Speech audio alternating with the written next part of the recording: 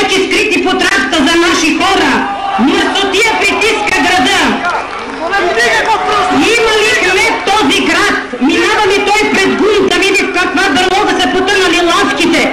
Какво е състоянието на паркинзите при Кинокракра, младежкия дом? Неговото място е с хората от комунални услуги, а не в кабинета му.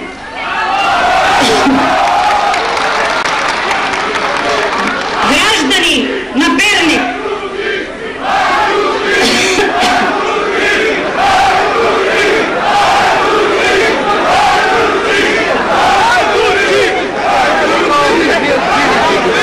другарки и другари, нашите ръководители на града повече са загрижени как да се разхождат със средства да се разхождат на екскурзия до Канада през 1989 година като представители на Двореца на културата, като Станка Рударска, Петър Божичков и още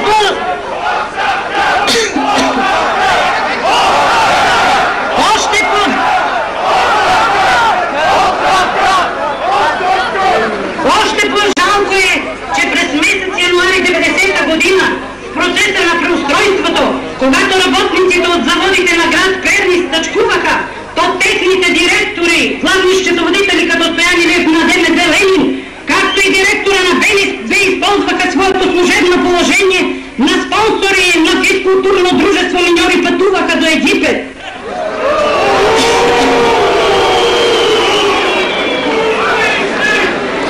Това е чудовищно, което се върши от номенклатурата на Перник.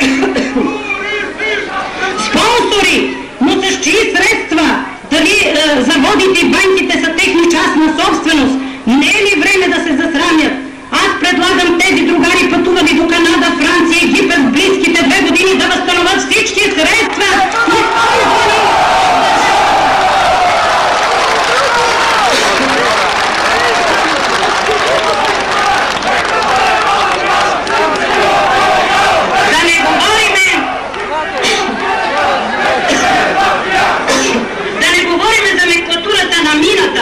Която беше обсебила жилищния фонд, почивните станции и сега безшумно и тихо на изборни конференции се преизбират стари лидери, които служеха до 10 ноември на Живков, а сега обърнати на 160 градуса започват да служат на Младенов. Директора по социално-битовите въпроси, без необходимото образование, без нищо да работи, получи пенсия от 370 лева. Пенсия, която получават слопачите от мината говори. Това са вълците на града, облечени в овчи кожи.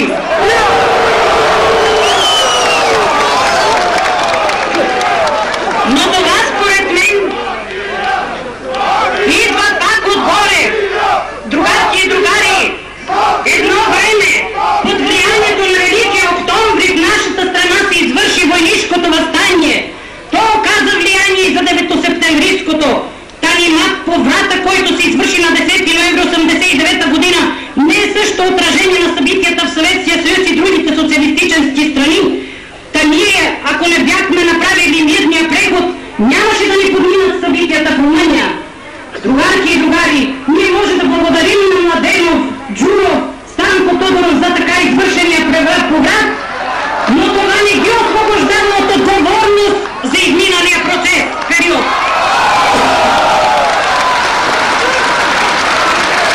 Академик Кирил Василев каза, че демокрация може да има тогава, когато ще може да критикуваме и първия ръководител на държавата. 18 години ръководна дейност на Петър Младенов не го обвинява за състоянието на страната.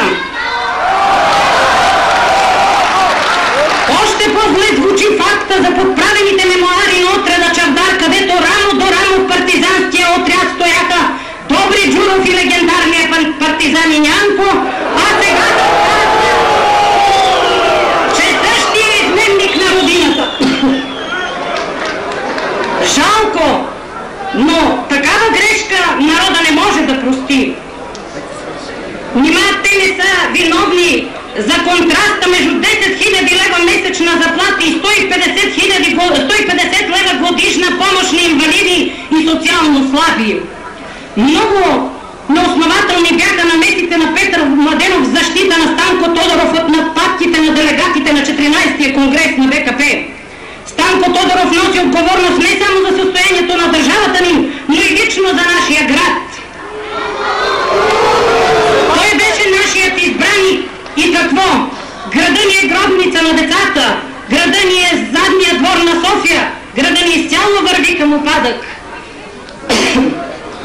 Другарки и другари, 14-тия конгрес на БКП не стига, че премина по стари живковски сценарии, но най-печалното бе, че там на този конгрес не бяха уважени делегатите на партията, тези, които народа ги изпрати да кажат всичко редно или нередно. Защо, питам аз, председателствуващите на конгреса не изключваха микрофоните на тези, които ги възхваляваха, а по най-брутален начин изключваха микрофоните на тези, които имаха смелостта като Найденов от Тексим да им кажат истината в очите? С една дума, демокрация на конгреса нямаше. От 400 желаещи за изказване едва се изказваха 60 човека. Конгресът трябваше да продължи и 10 дена, но да бъде истински демократичен конгрес. Питам аз, до кога българска телевизия ще бъде представена от хора, които се задъхваха и започваха предаването в 18 часа с името на Тодор Живков, с него започваха и с него завършваха. Сега същите хора отразяват и събитията, свързани с неговото минало, настояще и бъдеще. Смятам, че това не може да бъде така. Няма ли тази българска телевизия, състояща се от своето куплено шоу, да спре да заблуждава българските граждани и да ги смята за прости невежи? Те не са такива. Народът иска на време и пълна информация за събитията, свързани с бъдещето на страната и излизането от това трагично положение. Не са нужни пренаситени детски предавания от 6 до 8. Не са ни нужни балетни и филми. Народът изнемогва, пилее нерви да чака 11-12 часа за репортажи.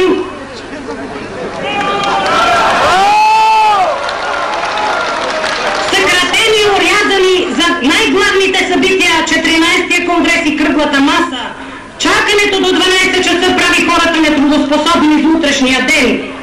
Обръщам се към господин Пирински. Защо не се запита колко хора от неговата партия пропиляха 45 години без да работят, а той сега се е загрижил, че 2 часа ще ни се отразят зле на работата да слушаме кръглата маса. Аз държа не с репортажи и с преразкази трябва да се предават митингите, организирани от Съюза на демократичните сили, както в Благоевград, Петрич, Кюстендил и днес в Перник. А преки и пълни предавания на тези изказвания, защото ни предстоят демократични избори и то както се вижда през май.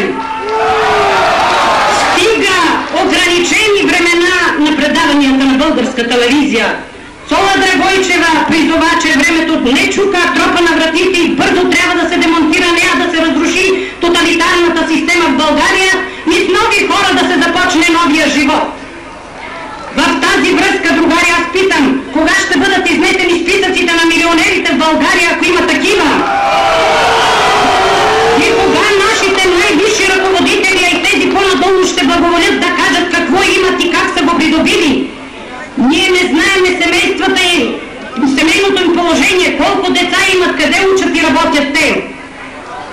Другарки и другари, знаете всички, че Тодор Живков до 10 ноември беше здрав и ръководеше. Сега изведнъж склеротик, диабетик, майче се подготвя близко време и инфаркт.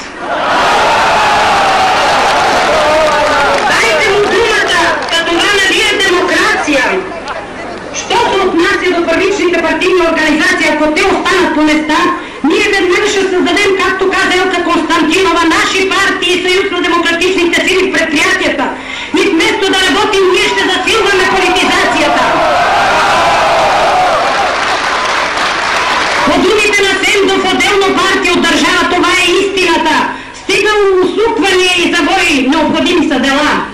Нашата оскъдна осведоменост и по националния въпрос, нашата скрита камера съществуваше и днес в телевизията, която не осведомяваше народа за истинските събития, ни оформи ние да застанем на правилната позиция на опозицията. Другарки и другари, в Съюза на демократичните сили ние виждаме лидерите на революционния процес, истинските борци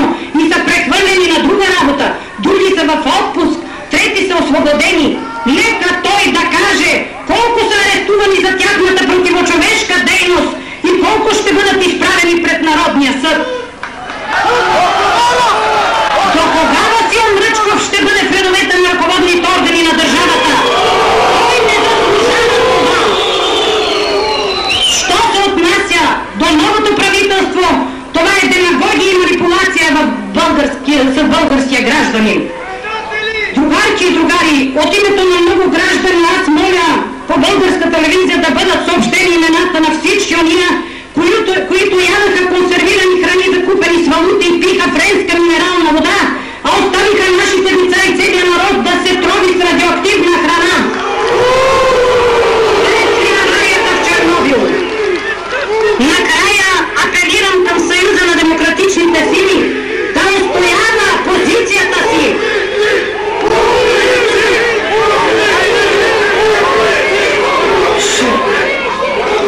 Съюза на демократичните сили да устоява позицията, че административно-командният персонал в страната трябва да бъде намален с 50% и да ускори разкриването на деформациите до 10 ноември и продължаващите днес. Благодаря за вниманието.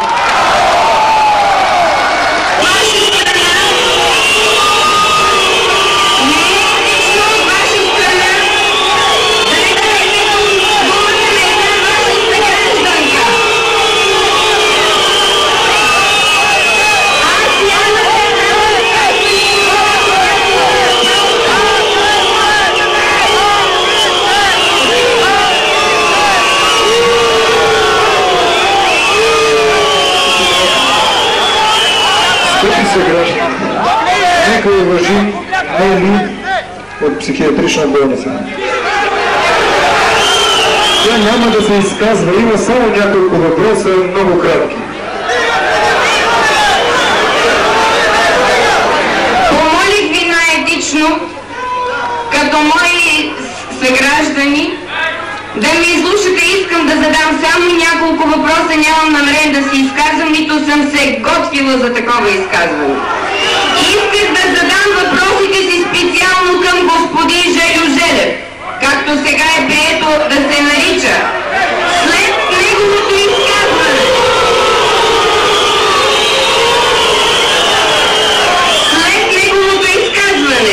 но реших, че той след това просто няма да бъде възможно да ми отговори.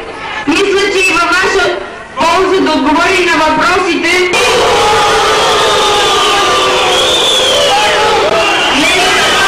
Понеже обещах да бъда кратка, много ви моля. Всичко възможно. Това е още една възможност. Конкретно въпросите. И добре, тогава един единствен въпрос. Всички сте гледали по телевизията Кръглата маса. Единственият ми въпрос към господин Желев е този. Господин Желев, защо вие, председателя на Съюза на демократичните сили, които говорите за най-голяма демокрация, които искате благото на целия български народ, които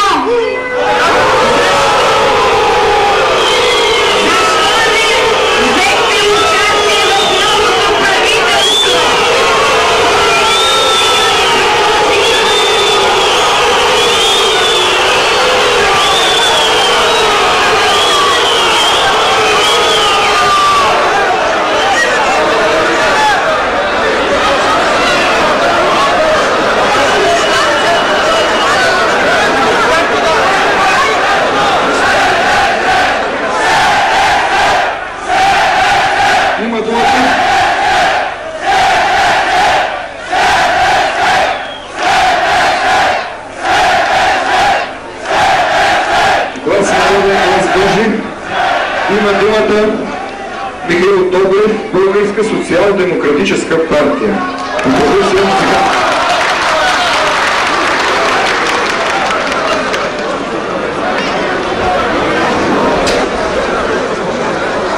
Драги съграждани, в това правилно време, в името на бъдещето на нашата родина, Социал-демократическата партия, солидарно с Съюза на демократическите сили, ви призовава да изградим чиста и свята република, каквато желаеше Левски. Една република, въздуха на която се нарича свобода. Свобода за мен, но и за теб, друг вече мислещия. Освен свобода на словото, на печата, на радио-телевизионните предавания, нека най-после настъпи и свобода от страх. В обществения живот синоним на свободата е демокрацията. Демокрация без никакви прилагателни. За нея сме. Свободно избраният парламент на многопартийна основа е институция, в която се въплощава демокрацията. Еднопартийният морализъм е маска на диктатурата. Има само един абсолютен суверен – българският народ.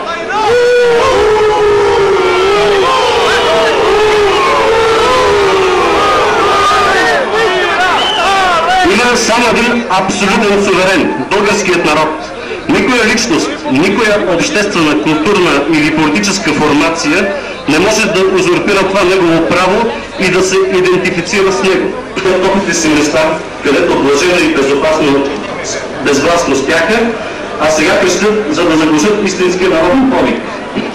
Ние сме за смесена икономика, която наред с динамизма на частната инициатива ще се развива и балансираща обществена, предимно кооперативна, но освободена от попечителство и бюрократически паразитизъм.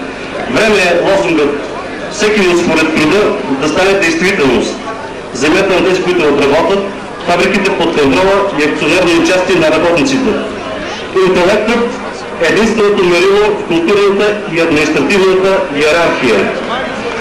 БСВП е за хуманно, демократично, благоденстващо общество на национална солидарност. Навличайки марксизма в догма, заменяйки науката с идеология, подигравайки се с достиженията на човешката мисъл, на мястото на обещаната хуманна, демократична, социалистическа държава, за 45 години бюрократичният апарат построи уродливо тоталитарно общество.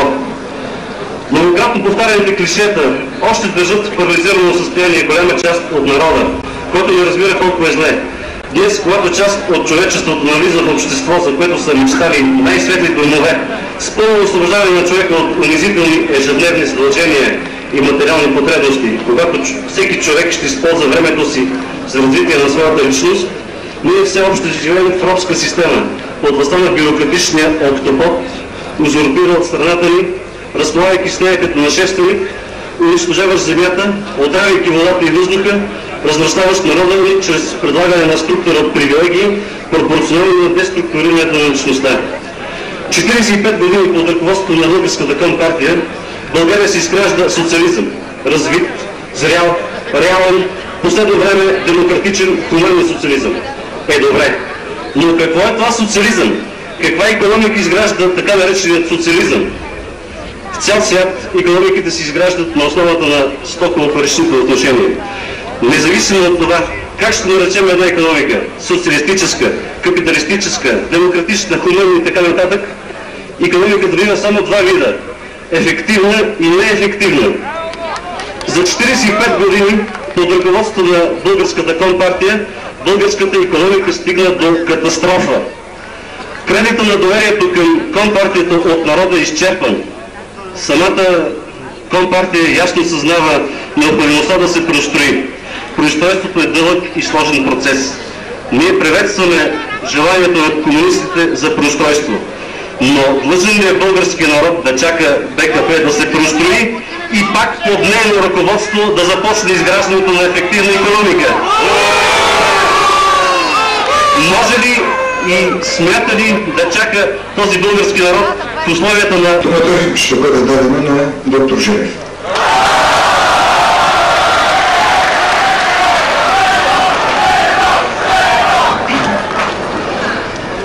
Съграждани, ще бъда кратка. Времето ни принуждава бързо, категорично и ясно да си кажем думата. Чува ли се?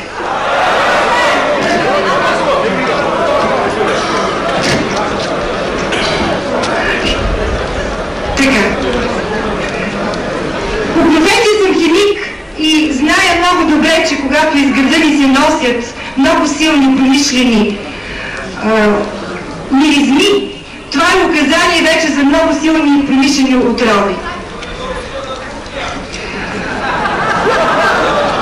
Един от големите грехове на бившия режим бе този, че трупаше пари от нашето здраве. Понеже Тодор Живков и Сия не можеха да организират така производството, че в чужбина машините ни да се търсят.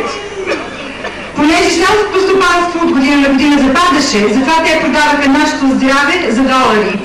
За да не проличи кризата, за да се продължи властването им, за да има влогове в Швейцария, заради всичко това те изнасяха нашето здраве на международния пазар. Кой и защо купуваше нашата стомана? Нима в ФРГ не могат да се я произведат? Те търсят партньорството на България.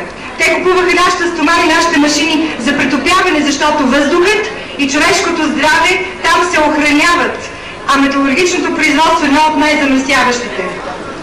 И понеже у нас от край време се нехае за екологическото състояние и за народното здраве, ние произвеждахме стомана и увреждахме дробовете си.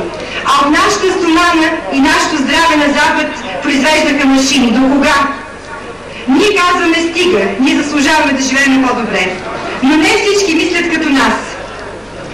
Разклатената местна царщина на друго мнение, тя насочва противодействието си и нагоре към майката власт. Защото майката власт вече отбива номенклатурния юнак от млякото, което и тя самата вече няма.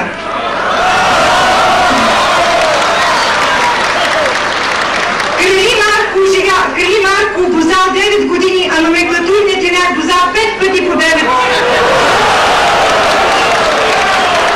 И като се гневи на майката власт, която го отбива, изкарва си го на гражданите, дръзнали да се обединят и действат самостоятелно. Ще устоим ли, приятели, на номенклатурното противодействие? Трябва да устоим. И за да не останем само с думите, ние трябва да се борим. А как да се борим? Симруци ли? Няма да станем. В своята борба за чист въздух, за добра храна, за здравословни условия на живот и труд, борбата за нашето здраве и здравето на децата ни, ние трябва да използваме това вече, което го има в обществото – политическата власт. Политическата система. А как на свой реч ще направим това? Наближават избори. Нека се подготвим и участваме в тях. Нека завоюваме власт, но не за лично благодетелстване, както това правеха досегашните управници. А за да се борим за нашето общо бъдеще, ние няма да използваме екологията, за да придобиваме власт, а ще използваме властта, за да подобрим екологичното състояние.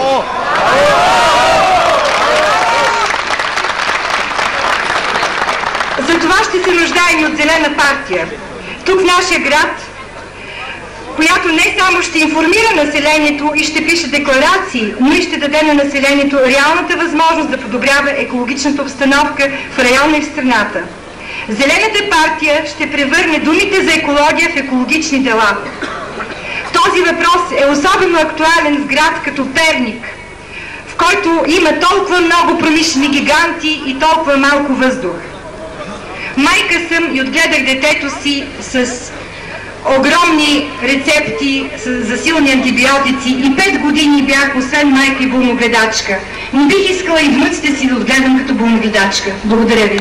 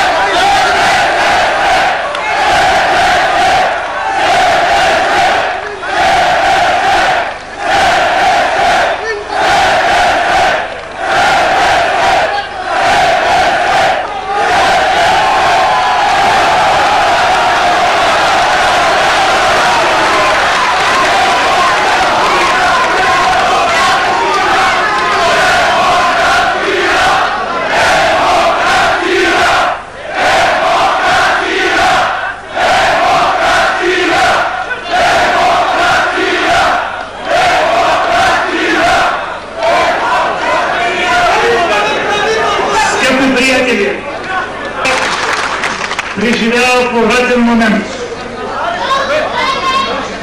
Много неща през този период могат и трябва да бъдат направени, защото от тях ще зависи бъдещето на България за много години напред. Тези възможности ние сега не трябва да пропускаме. Не се касае само до разрушаването на тоталитарната система, която беше установена през последните 40 години. Трябва на нейно място да се изгради ново, демократично общество, с правова държава, с многопартийна система, с плурализъм, с свободни избори, с напълно демократична конституция.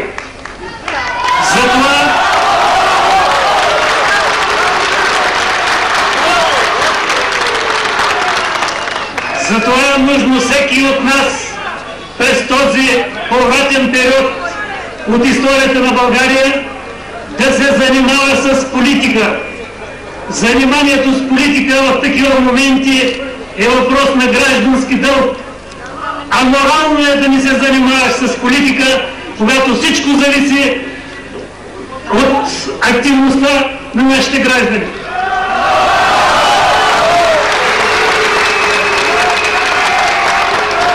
Нас често ни обвиняват в това, че се стремим към власт. Искат да ни представят като политикани, които кариеристично се домогват до властта, за да използват нейните предимства, да се укрепят с привилегии. Мисля, че не е нужно да се превеждат доказателства, които биха могли да оборят тези слухове, тези стремежи да се компрометират кадрите на Съюза на демократичните сили. Ето, например, да вземем само отношението към последното правителство. Преди няколко дни господин Луканов покани ръководителите на Съюза на демократичните сили в кабинета си и им предложи 5 министерски места.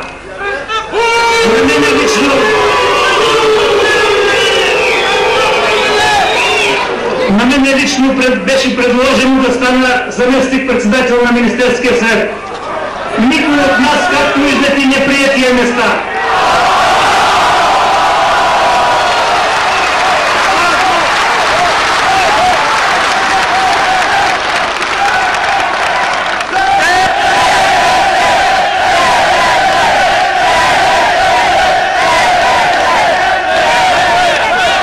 Вие знаете причините, поради които ние принципиално отказахме да влизаме в каквото и да било коалиционно правителство, за да няма нужда отново да ги излагаме. Ще кажа само, че ние и за бъдеще няма да влезем в правителство, което не е демократично и което не работи в условия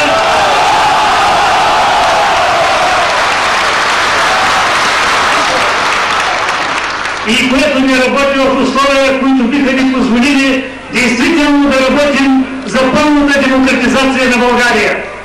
Ако ние бяхме влезли в това правителство, единственото нещо, което можехме да направим, да се компрометираме, да разочароваме нашите последователи, хората, които ни симпатизират.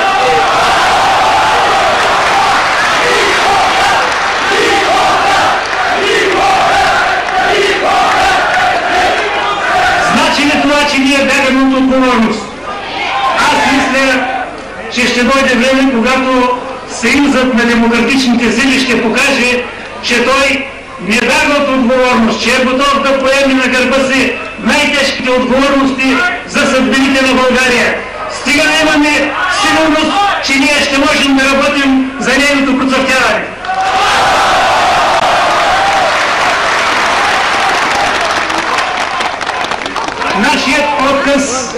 Нашият отказ да влезем в правителството на Луканов естествено повлече след себе си и отказа на официалният земеделски съюз.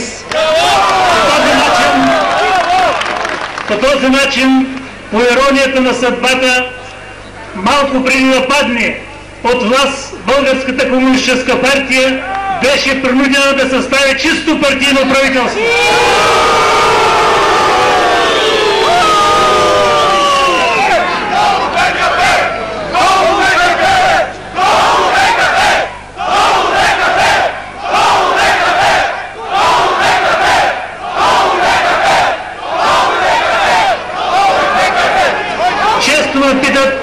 Лозунгът долу БКП не е ли екстремистски лозунг? Не е! екстремистски лозунги са, когато някой вика смърт на комунистите, когато иска разправа. Това да, ние това не можем да подкрепим. Но можем да искаме падането на партията от власт.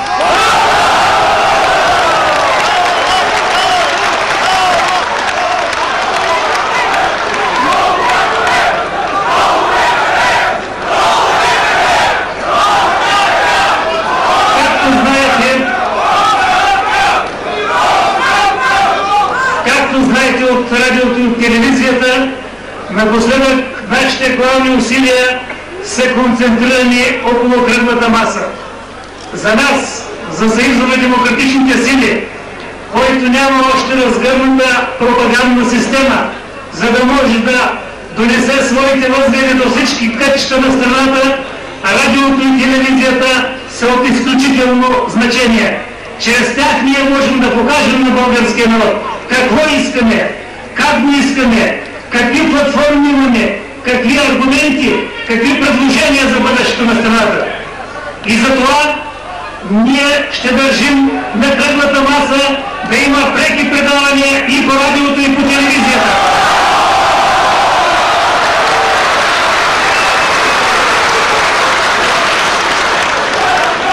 Нашия стремеж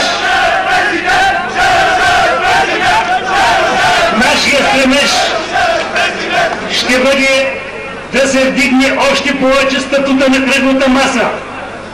Кръглата маса е възникнала, защото официалните държавни институции, Народното събрание и правителството и Държавния съвет не работят, те са компрометирани до голяма степен. Това именно стана причина да възникне кръглата маса като по-широк форум, като орган на националното съгласие, на националния консенсус.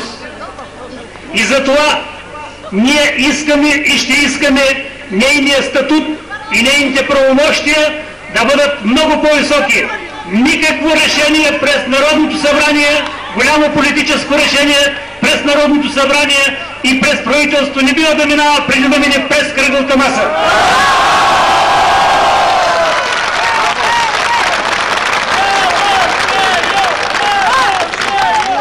Ето, например, на много места, паралелно с кръглата маса, разни министерства правят своите реформи и намират за необходимо да информират този широк форум. От Семерджиев разбрахме, че той прави реформи в Министерството на вътрешните работи. И ни изобщо не е намерил за необходимо да информира кръглата маса, да представи тези планове за реформирането на Министерството на вътрешните работи.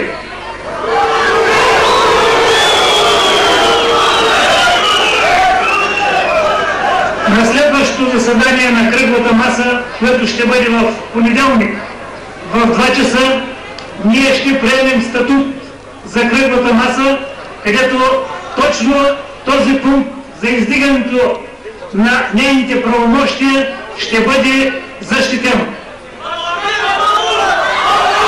Освен това, ще бъде прието и политическо споразумение, което беше работено през тези последни 2 дни от контактната група между двете страни на кръглата маса. В това споразумение ние изрично сме включили разпускането на първичните партийни организации.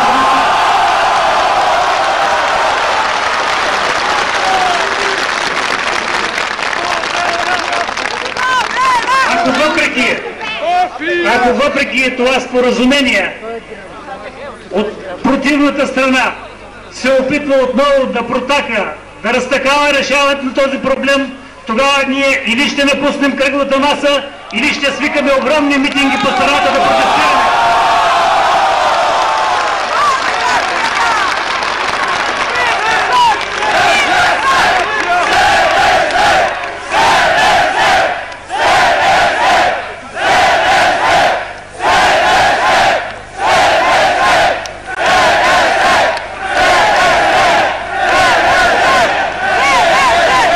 Основен въпрос, който също в близкото бъдеще ще бъде разискван, това е въпросът за изборите. Датата за изборите не може да бъде определена без тя да бъде разисквана на кръглата маса.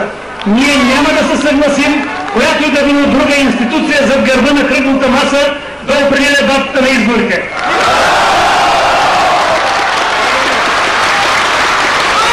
По понятни причини ние искаме да изтеглим изборите колкото е възможно по-назад към края на годината, за да можем да подготвим нашите структури за изборите, да подготвим целият наш пропаганден апарат, който е необходим за равноправно участие в изборната система.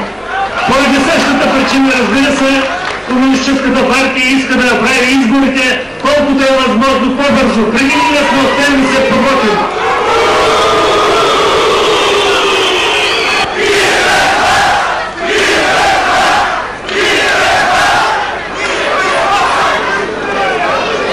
Между проектите, които се готвят за кръглата маса, които задължително ще минат през нея, преди да отидат в парламента за утвърждаване, ще бъде закона за партиите, който генерално и да поставя. Ние ще искаме Велико народно събрание, както е било при приемането на Търновската конституция,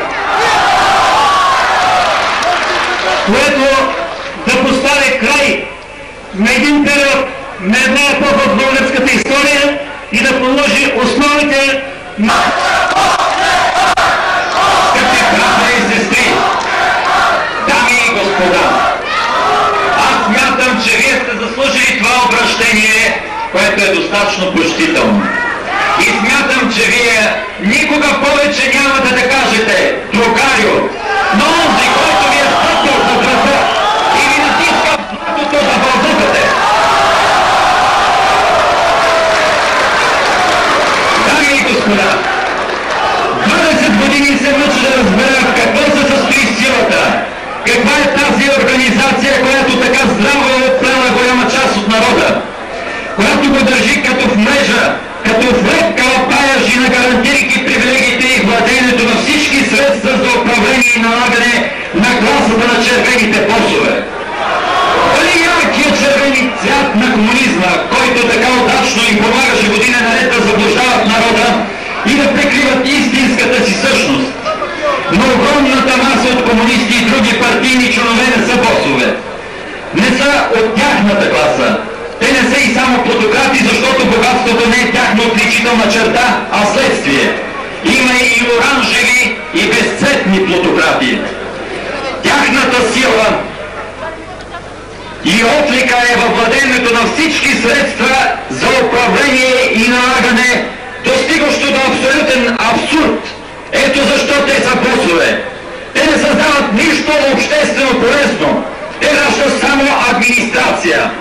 Една структура от лепкави възълчета, държаща всички лошчета за насочване и манипулиране на обществото в името на власт за самата власт. Власт не търпяща нищо извън нея, кръвожаден паразит, измуква живите сили на обществото. А какво ще стане, когато измъче всичко? Ето, червената боя се пропука и се видя, че това е само боя. Отдолу се показва черният цвят на тоталитаризма. И аз бих казал черният цвят на фашизма.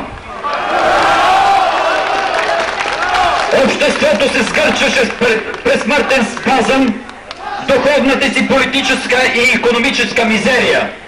Алтернативата беше преустройство, разхлабване на смъртната хватка. Ето защото едно мъртво общество не може да гарантира ухолството им, под угроза беше самото им съществуване. Дами и господа, аз предпочитам да работя сред хората.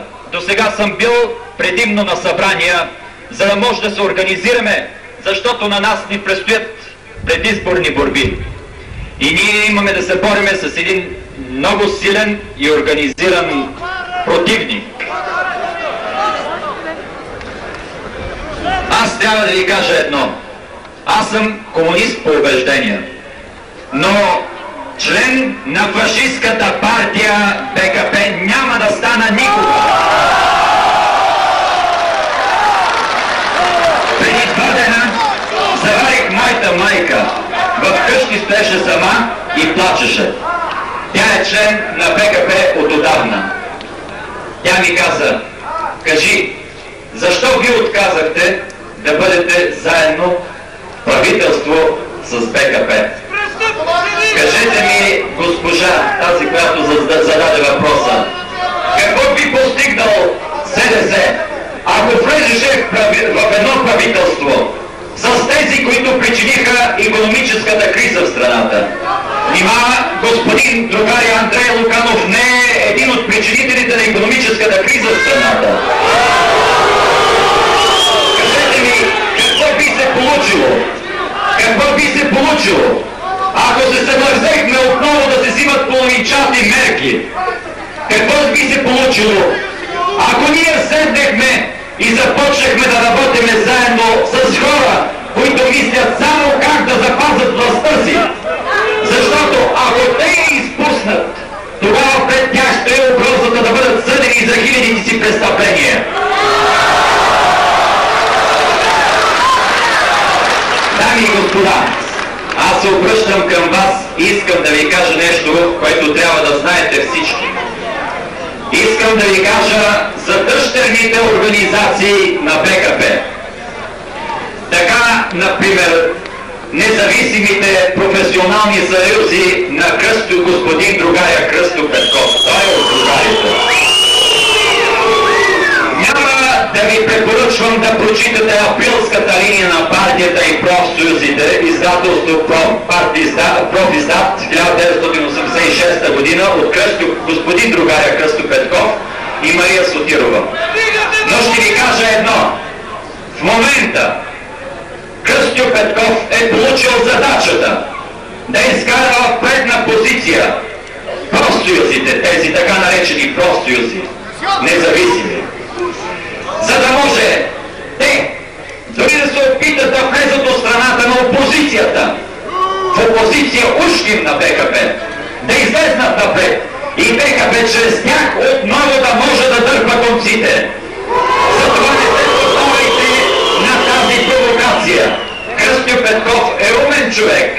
Той даже стигна до там да се качи на кофите в София, когато беше стачката на транспортните работници. Но аз ще ви кажа едно. Кръстю Петков и Стефан Нинов се познават достатъчно добре, да те са от една партия. Добре, как можа Кръстю Петков за половин час да оправи всички тези искания на миньорите, а не можа да го изпълни всичко това за целият период, който те бяха предоставили шофьорите? Дами и господа, искам да ви кажа и нещо друго. Ето, вижте. Вижте, това ми го връчиха преди малко миньори от Попов дол. Как работят казионните профсъюзи и за какво се борят. Аз не ви препоръчвам да прочетете пак априлската линия на партията и профсъюзите. Но вижте как те се борят за правата на миньорите. Определят им дали ще почиват в събота и в неделя или не. Определят им кога да работят. Даже са си позволили и печата на предприятието да поставят. Но тук няма подпис. Те предпочитат анонимно да работят. Тук се пише от ръководството. Аз искам да ви кажа нещо друго. Тук пише, че се заплащат 150%, ако работят извънредно. Т.е. защото трябва да работят на сила извънредно. Искам да видите, от металурзите, от химиците, моите гърди са като паяжи, настанали от тишина на сярна киселина и други мърсоти. Те купуват нашето здраве, те купуват нашия живот. Те прекарват, примерно през Бухово, урановата руда в открити камиони и нашите деца се раждат уроди. Те вкарат младежи, които са на 18 години в урановите мини. И тези младежи ще създават нашето българско поколение, бъдещите българи. Дами и господа, искам да ви кажа и това. Ето вижте кой постигна истински резултати за миньорите. Защото никой от вас не знае истината за миньорската стачка. Миньорската стачка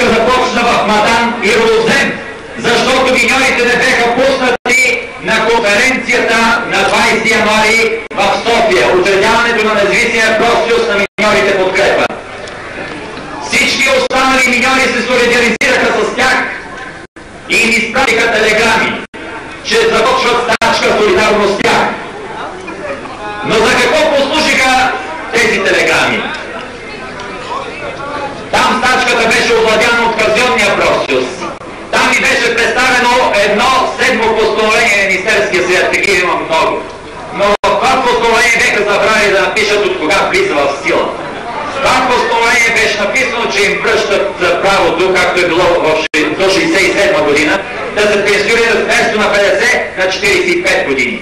Но миньорите имаха и други искания.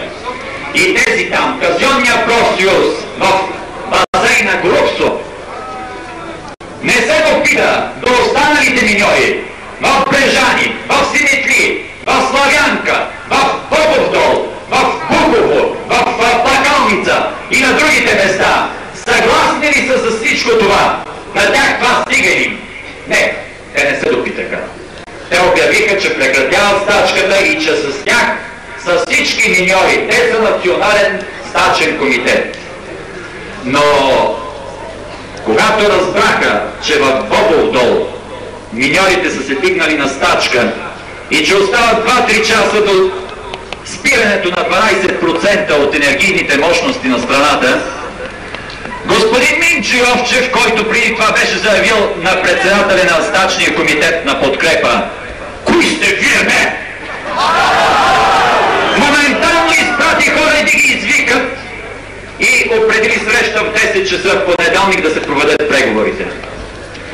Там на тази среща ние бяхме накарани да чакаме, защото Минчо Йовчев в момента провеждал преговори с Националния стачен комитет. Ние отидохме в 10:15 и казахме на неговата секретарка и уния, които там яките с така малко свирепи погледи, им казахме следното нещо: в момента е 10:15. В 10:45 ние напускаме и правителството ще носи вината за последиците от нашето напускане. Моментално бяхме въведени в залата за преговори, но там на масата бяха наседили казионния профсъюз, разни там административни ръководители и те наречения стачен комитет, който се състоеше от един миньор и 3 представители на казионния профсъюз. Те загубиха 54 минути от преговорното време и накрая бяхме принудени им заявяване, че те са първостачкоизменници, те са предатели на своите братя, защото те не попитаха своите братя достатъчно ли е това, което им беше предоставено. И тъй като те се смятат за завърни, ние им предложихме моментално да напуснат залата. Същото го заявихме и на казионния профсъюз. И тогава започнаха истинските преговори. И ето го документа, който беше подписан от 21 миньори и от 2 представители на НПТ подкрепа. Дами и господа, аз не искам да бъда многословен. Искам да ви кажа едно. Ние трябва да се обединяваме. Аз се обръщам и към честните членове, редовите членове на БКП. Искам да им кажа следното нещо. Вярвам, че тук сред вашата маса има и такива. На кого ще служите вие? Дали на своите братя и сестри? Или на ония, които са там в ония високите сгради? Благодаря ви за вниманието.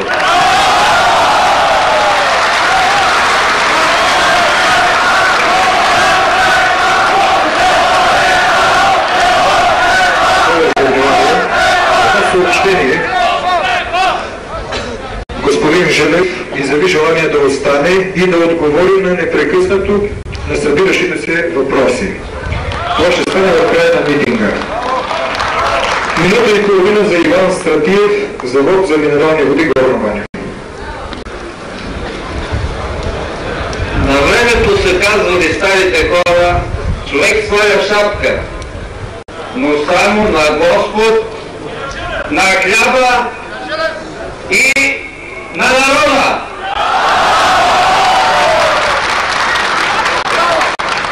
Второто нещо много ми е трудно, защото не знам как да се обърна към вас. До сега другари, с това другарисване така се другарисвахме. Този подбива на онзи, а другия на третия, четвъртия на петия, ще стана като национален спорт.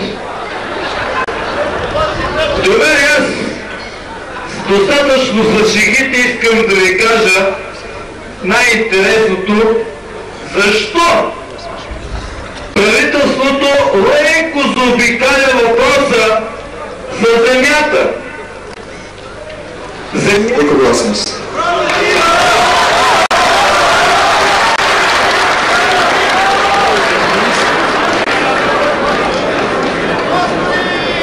Брати и сестри, скъпи съграждани, ще започна с две поговорки.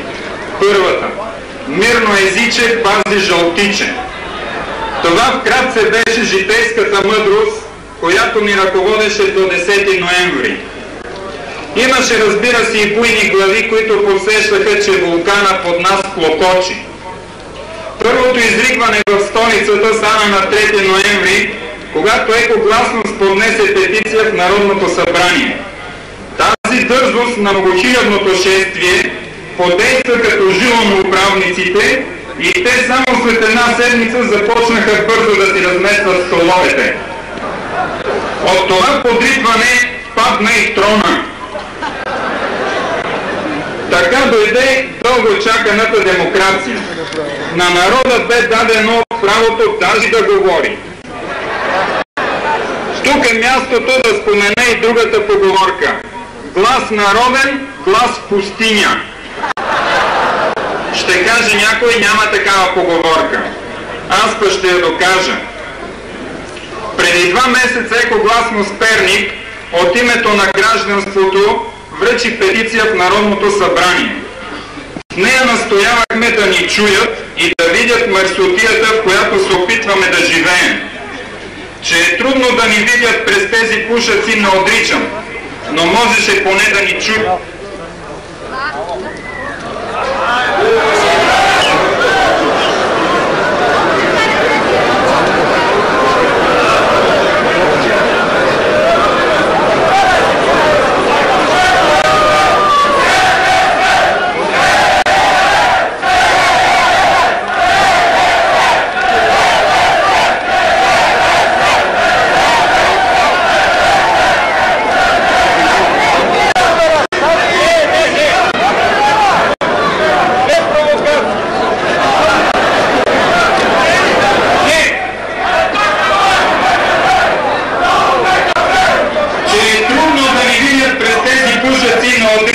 Но можеше поне да ни чуят. Няма да бъда напълно прав, ако кажа, че няма никакви резултати. Започна се масово дискредитиране на членовете от Екогласност. Някои от нас бяха обявени за психично болни. Обяснено бе на работниците, че ще останат без работа, ако ние успеем в мисията си. А от НПП Благой Попов започнаха да поставят реклами на новата пещ. Аз пък ще поставя въпроса така. Ако на работника му се обясни, че с труда си уврежда собственото си здраве и здравето на стотица деца, дали той няма да се опита да си потърси друга професия? Ако се обясни на шефовете на Благой Попов, че ни рекламират пушаци и прах, ще започнат ли новата пещ да я строят под прозорците ни? Или ще намерят друго място, по-подходящо? А на обвиненията, че нямаме компетентност и апаратура, ще отговоря, че липсата на апаратура не пречи на силикозата да взема жертвите си. Искам обаче да успокоя дишащите перничани. В редиците на Екогласност има видна личност. Но той чрез централните столични вестници изрази тревогата си, че ние простосмъртните членове имаме за цел да отнемем славата на борците за чиста природа, какъвто е той. След 10 години безуспешна борба за спиране на губещи и погубващи производства, той сега има големият шанс да победи. На 14 второ няма да имаме. Напоследък Започна да се говори за излизане от икономическа и политическа криза. Това е правилно и нужно. Но трябва по-силно да се заговори за екологическата катастрофа. В интерес на някои икономисти продължават да си строят разни погубващи хората строежи, като например АЕЦ Белене. Пернишкият промишлен комплекс продължава да се разраства, същевременно се намаляват шансовете ни за живот. Все по-често чувам въпроса, вярно ли е, че в Библията пише, че 2000-та година ще бъде края на света? Не, такъв текст в Библията няма. Но ако продължаваме да побеждаваме природата, ще стане. Заплахата с апокалипсис не е да ви плаши и да ви отчаивам, а за поука. Необратимите процеси в природата още не са започнали, но вече чукат на вратата ни. Дали ще настъпят, зависи от всички нас. От всички. Затова не разчитайте само на ентусиазма на екогласност и на СДС, защото ние чакаме вашите съвети. Ние търсиме вашата помощ. Ние всички имаме нужда от общи действия, защото всичко, което се върши в името на народа, без негово участие, е незаконие. Само тогава ще може да кажем глас народен, глас Божий. Бог да ви благослови.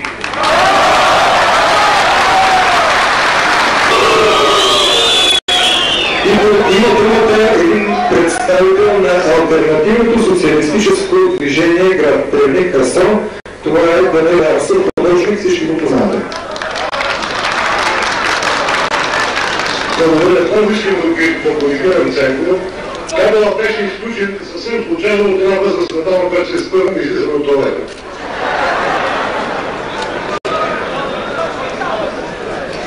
За тези, които не ме познават, казвам се Даниел Арсър, днес навършвам 50 години. По-дълги чист въздух за всички. От 20 години до една година съм член на партията, на Българската комунистическа партия, а съвсем да се присъединя към тази фракция ме принуди обстоятелството, че на общинските конференции и особено на извънредния конгрес на Българската комунистическа партия пролича и явното нежелание на голяма част от висшите и средни номенклатурни кадри в нея да се разделят с упражняването от тях власт и привилегиите си на Господа. Аз не съм съгласен.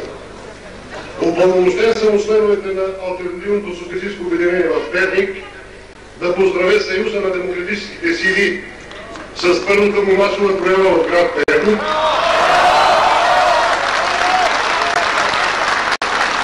и да му пожелая успех в борбата за свобода, демокрация и справедливост.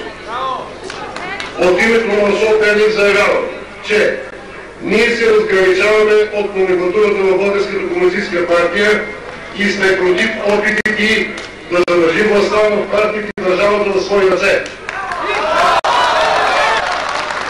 Ние сме за пълно деполитизиране както на органите на МВР, съда, прокуратурата и армията, така и на държавните служби и икономиката. И настояваме за най-скорошно приемане на закон, регламентиращ дейността на политическите партии. Трето, ние сме за закон за собствеността, гарантиращ равни права за всички форми на собственост, както върху земята, така и върху средствата за производство, включително и частната и собственост и пълна свобода на стопанските инициатива на гражданите.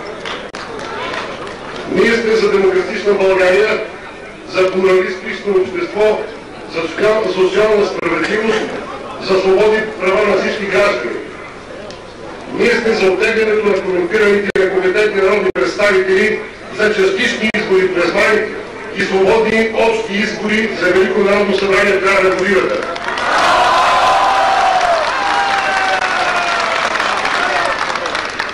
Искам да използвам присъствието на гостите ни и особено на доктор Желев, който аз дълго уважавам, за да изкажа съвсем накратко личното си становище за действията на кръвната маса. Смятам, въпреки изказаните тук съображения на доктор Желев, че българският народ е в състояние да оцени високо саможертвата на тези, които биха се наели днес, а не утре да поемат върху плещите си бремето на отговорността за решаване на най-големите икономически проблеми на страната. Нека никой не се страхува, че ще загуби своята популярност с непопулярните мерки, които сега са нужни за спасяването на България, за изваждането ѝ от тежкото икономическо състояние, до което е доведен тоталитарния режим. Искам да изкажа личното си мнение, че разграждането на тоталитарната система е невъзможно с разграждането само върха на пирамидата. Основите на тази пирамида са в провинцията, а включително и в нашия град те са почти незасегнати. Колко време ни е необходимо, за да разберем, че докато очакваме да получим истинската демокрация с правителствен декрет, тя няма да дойде при нас. Но понеже Тома Дупка не прави, предлагам по всички квартали в Перник да бъдат организирани срещи с общинските съветници и да бъде снето доверието от онези, които не го заслужават. Избирателните райони да проведат срещи със своите народни представители, да им поискат отчет и да озоват онези, които не са достойни или не са в състояние да взимат участие в ръководството на страната. Трето, още от сега да се вместваме в тези, на които бихме гласували доверие в бъдещите свободни избори. Четвърто, да бъде разпусната редакцията на вестник Димитровско знаме и съставена наново на най-демократична конкурсна основа, която редакцията е в състояние да направи вестника наистина демократичен и добре списван. И накрая, завършвайки, искам да призова всички, които искрено се стремят към демократизиране на нашата страна в България, да оставят партизана към малко в страни и да обединят усилите си за постигане на тези цели. Защото тоталитарната система няма да бъде разрушена никога, а всеки тръгва черката към себе си. Благодаря.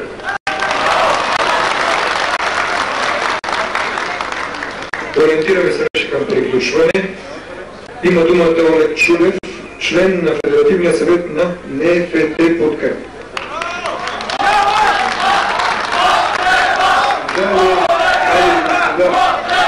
Достойни хора, граждани на Перник, искам първо да ви помоля за 20 секунди тишина, за да дадем възможност на малката, но сплотена агитка в ляво, която се опитваше и крещеше Тодор Желев, отново да покаже колко са те. Нека да видим не само колко са, но и кои са те. Те непременно ще реагират след името, което аз ще спомена. Тук съм, другари, по поръчение на доктор Константин Тренчев. Нещо не ги чуем. Директно много се. Искам да кажа с няколко изречение нещо, към което ме наведе и благослова на отец Николай. Преди 2 дни в София отец Христофор Събев благослови навършилото вече 1 година отроче НФТ Подкрепа. Преди 1 година в Стара Загора при раждането му присъстваха 3 основни наши съюзника и досега – времето, истината и демокрацията. Когато се създаде Подкрепа, това отроче, още първите му думи бяха политически думи, затова аз казвам, че е политическа сила. Първата декларация не беше синдикална, това беше политическа декларация в защита на малко известния в България писател и политически затворник, а сега президент на свободна Чехословакия Вацлав Хавел.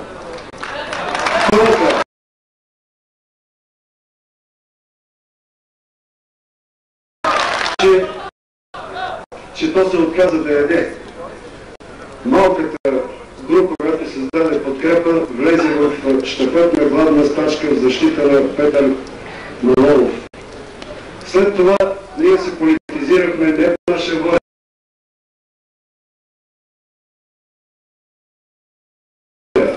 Политическите обвинения в главно следствено управление. Това продължи до есента. Политизацията, понеже това е основният упрек срещу нас. Профсъюз ли сте или политическа партия? Политизацията достигна връхната си точка след събитията по време на Екофорума през декември,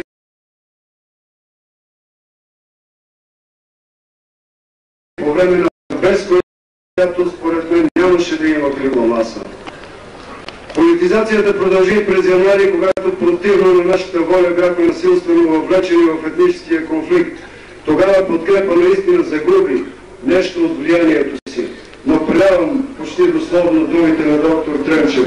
Когато инвестираш в нещо принципно, в нещо демократично, може да загубиш за момента и половината от влиянието си, но неизбежно ще спечелиш в крайна сметка. Комунистическата партия, инвестирайки в безпринципност, в недемократичните шовинистични национал-комунистически митинги, спечели за момента някаква сфера на влияние в застрашените според тях отрази, но това е обрече вече на крайен провал. Нашата политизация продължава. На въпроса дали ние се борим за политическа власт, отговора вече е даден. Разбира се, ние ще се борим. Ние ще оставаме верен, надежден съюзник в системата на демократичните сили и ще помагаме на тази единна листа да събори тоталитаризма. Ние като профсъюз се нуждаем от законодателна инициатива, за да можем чрез Народното събрание да прокарваме закони за защита на интересите на работниците и да спираме закони, които са в тяхна вреда. Няколко думи за кръстоподковистките самообявили се за независими профсъюзи. Ние виждаме в тях една огромна опасност.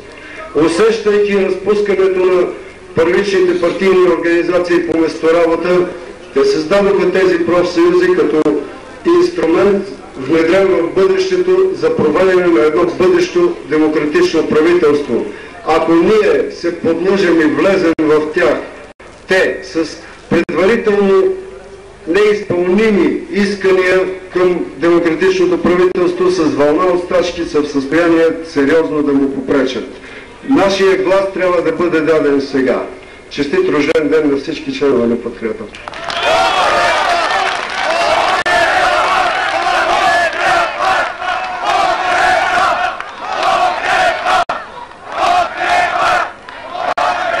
Преди да дадем думата на доктор Желев за отговор на присъствали на този митинг, трудещи се от мините, металургичните и машиностроителните предприятия, интелигенция от училищата, болниците и културните институти на нашия град, селски стопани от гората раждащи нашия хляб, като осъзнаваме, че под времето на тоталитарната система не може и не бива да се живее и че демократизацията на обществения живот е най-важното условие за разкрепостяване на творческите сили на нацията и нейния по-нататъчен икономически, духовен и социален просперитет, като се противопоставяме категорично на здравите сили в нашето общество, които се стремят към увековечаване на порядките, установени преди 10 ноември, заявяваме.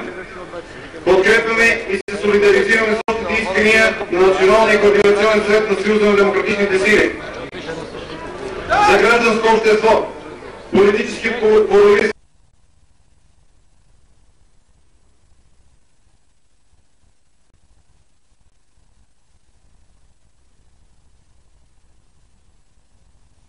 пазарна икономика, заедно с следните по-конкретни цели.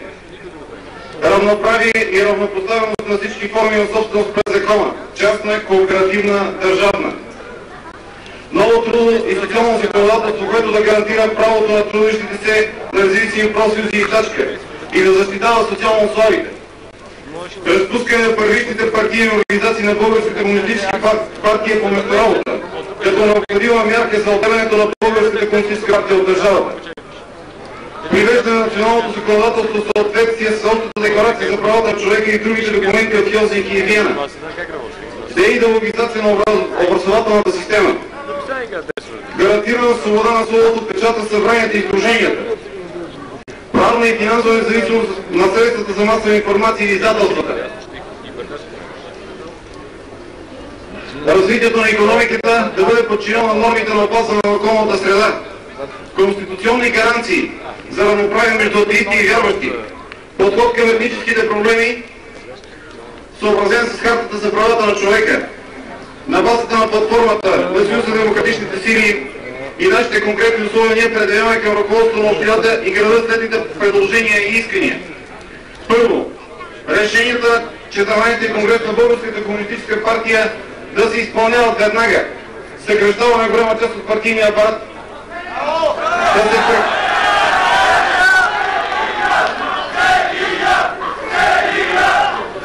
да се прекратят дотациите за Общинския комитет на Българската комунистическа партия, да се премине самоиздръжка от членски внос и дарения, така както всички останали организации и партии.